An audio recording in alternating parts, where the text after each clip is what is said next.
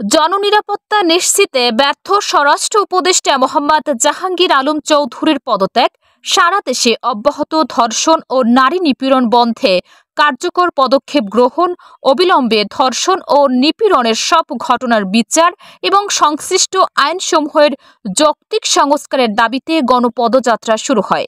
তবে শিক্ষা ভবনের সামনে পুলিশের বাধার মুখে পড়েন তারা।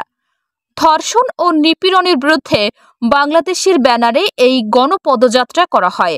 আজ সোমবার ২৪ ফেব্রুয়ারি দুপুরের পর কেন্দ্রীয় শহীদ মিনার থেকে এই গণপদযাত্রা শুরু হয়।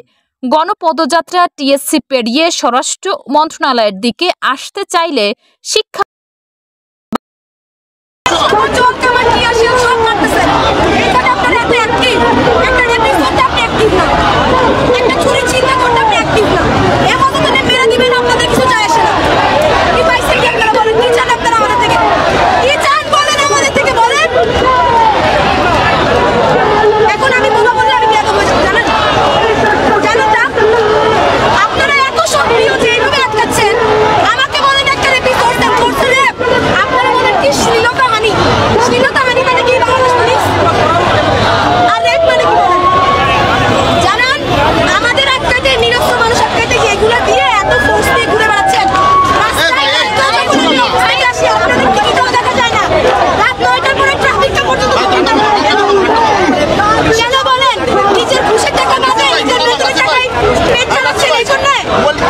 বাংলাদেশ পুলিশ বলে ঘুষের টাকায় চলতেছেন না বলে ওই জন্য বেতনের টাকায় ঘর চলতেছে বলে ওই জন্য বলেন। আপনারা সাংবাদিকরা প্রশ্ন করতে পারেন না?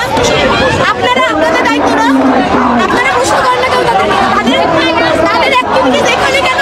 তারা এখানে এত হাইপার কেন? রাস্তায় আপনারা কই আমাকে বলেন না। এর আগে শহীদ মিনার প্রাঙ্গণে বেলা 2:15টার দিকে সংক্ষিপ্ত সমাবেশ করেন তারা। পদযাত্রায় অংশ নেওয়া ব্যক্তিরা বলেন, গণ অভ্যুত্থান পরবর্তী সময়ে নতুন এক বাংলাদেশ আশা করা হয়েছিল, কিন্তু সেটি হয়নি। বর্তমান পরিস্থিতিতে নারীদের বিরুদ্ধে যেসব অপরাধ হচ্ছে, সেই পরিস্থিতিতে ঘরে বসে থাকার সুযোগ নেই। তারা আরও বলেন, স্বরাষ্ট্র উপদেষ্টা এখন পর্যন্ত মানুষের নিরাপত্তা নিশ্চিত করতে পারেননি। গতকালই একজনকে বাসার সামনে গুলি করেছে। পুলিশ তাদের ভূমিকা পালন করছে না। এই অবস্থায় নারীসহ কেউ নিরাপদ নয়। আমরা চাই স্বরাষ্ট্র উপদেষ্টা জাতির কাছে ক্ষমা চেয়ে পদত্যাগ করবেন।